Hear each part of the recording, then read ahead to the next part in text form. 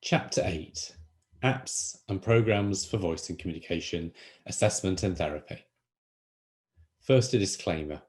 We cannot recommend apps as we recognise that some people do not have the financial resources to buy either the required devices or the software to go on the devices. We've made a list of apps in the pre-reading document for information only, recognising that people often find it difficult to identify which apps would be the most useful amongst the array of singing and voice apps available. However, inclusion in the list should not be taken as an endorsement by the Indigo Gender Service or its staff running the course. It's best to discuss how to best use these apps with a speech and language therapist or voice coach. Always look after your vocal health by following vocal hygiene advice and stop any recordings or exercises if your voice quality changes, that is, becomes croaky, weak, whispery or rough, or your voice feels dry, sticky, or sore. Please see the vocal hygiene advice section of the pre-reading document and speak to your speech and language therapist for advice on protecting your voice. What to consider? Not many people enjoy the sound of their voice on video and audio recordings. In fact, we hear our own voice through our skull, making it sound very different to other listeners than we might imagine. To change your voice, you need to love your voice because it's part of your identity.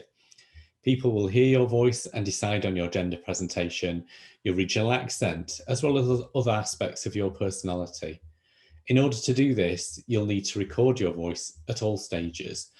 Only in this way can you compare the voice over time. You might choose never to listen to those recordings, but they're very helpful when monitoring your progress. Most of the programs and apps that are in the list allow you to save recordings.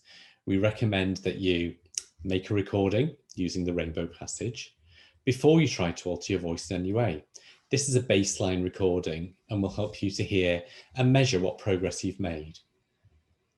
Listen to your voice with visual feedback. A visual representation of vocal pitch, that's the frequency, and loudness, how intense or quiet, are frequently used in therapy.